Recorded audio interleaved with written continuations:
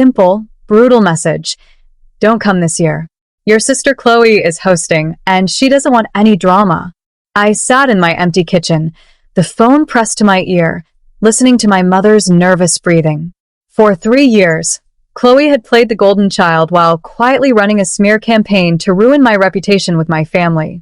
She told everyone I was unstable, bitter, and jealous of her success. My parents bought every single word. They thought banning me would buy them a peaceful holiday. But they didn't know I had finally stopped crying and started collecting receipts. Instead of fighting the ban, I mailed a single certified letter to my parents' house, timed to arrive right as dinner was served. They wanted a drama-free Thanksgiving. What they got instead brought their entire world crashing down. My name is Clara, I am 36 years old, and until recently, I believed that truth and hard work were enough to keep a family together. Before I tell you how everything shattered, you're watching from so I can see how far my voice has reached. The betrayal began with a sudden phone call from my mother, her voice trembling as she delivered the brutal verdict. "Clara, it is just better if you stay home this year. Chloe is hosting Thanksgiving, and she does not want any drama." Those words cut deep. I had always been the stable, quiet, hardworking daughter. I built a modest life, never asked for money, and always kept our family grounded. Chloe, my younger sister, was the exact opposite.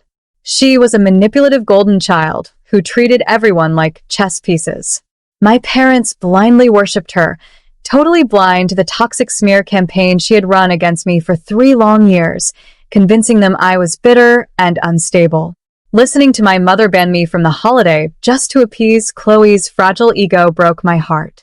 But as I stared at the quiet walls of my kitchen, the intense pain inside me dissolved into cold, calculated clarity.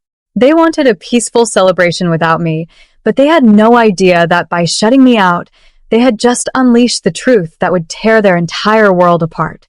The countdown had now officially begun. Chloe's smear campaign had been a masterclass in slow, calculated poison. For 3 years, she had quietly dropped hints to our parents that my life was falling apart, painting a picture of a deeply envious sister who couldn't handle her success.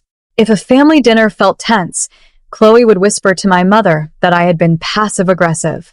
If the family business suffered a minor financial setback, she subtly dropped hints that my administrative oversights were the root cause, making sure all eyes turned toward me in suspicion. The worst part wasn't just the lies.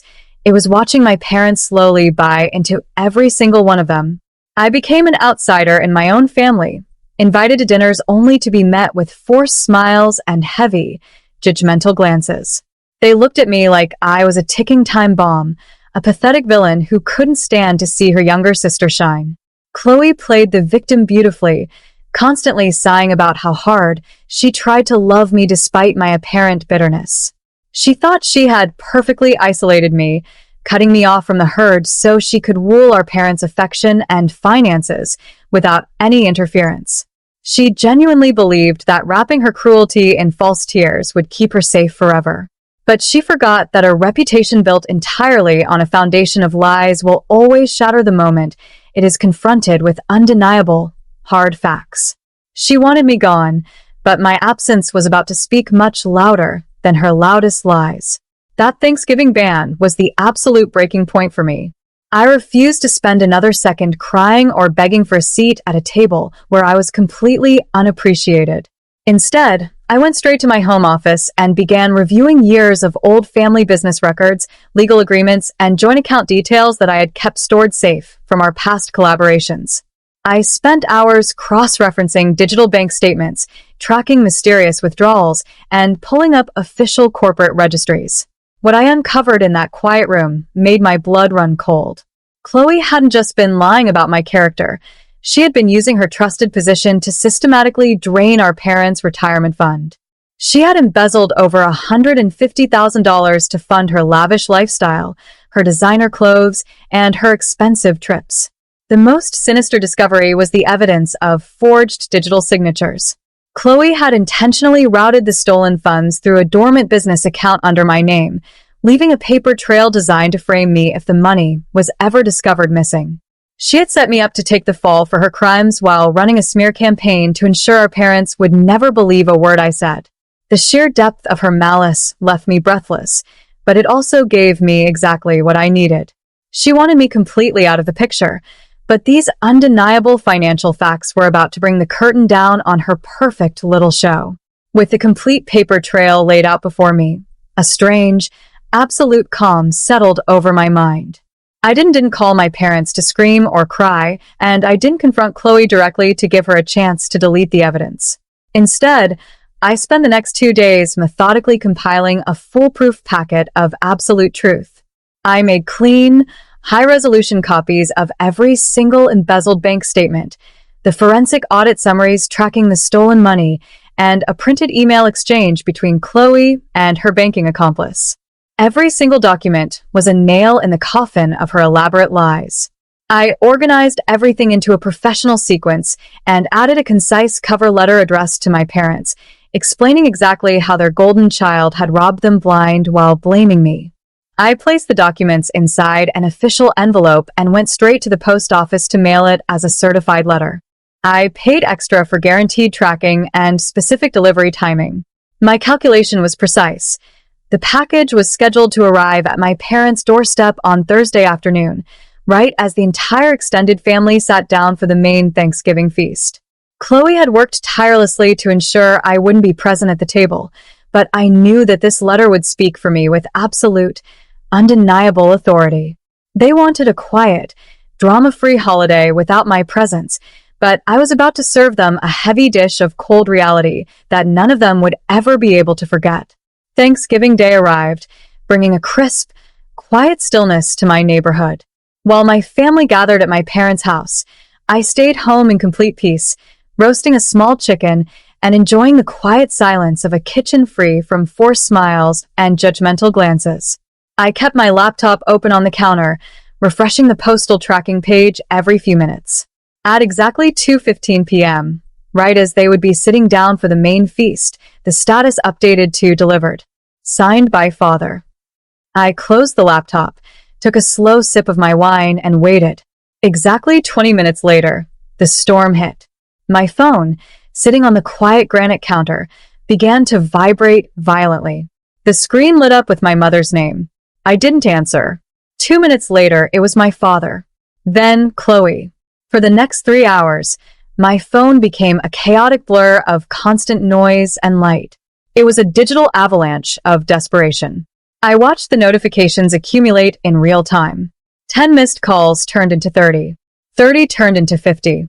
By the time evening arrived, the final count was exactly 68 missed calls and dozens of frantic, essay-length text messages. My father's texts went from commanding orders to broken, tearful pleas for me to pick up the phone. Chloe's messages were wild and erratic, filled with furious threats that quickly devolved into panicked begging as she realized her entire facade had completely collapsed. I didn't reply to a single word. I didn't owe them a quick phone call or an easy explanation. For 3 years, they had let me sit in silence while my reputation was systematically destroyed. Now, it was their turn to sit in the quiet wreckage of the truth. At exactly midnight, the quiet darkness of my street was shattered by the sudden flash of headlights cutting through my living room windows. I stood by the glass and watched as my parents' sedan pulled into the driveway, followed immediately by Chloe's car. When I opened the front door, the scene before me was utterly devastating.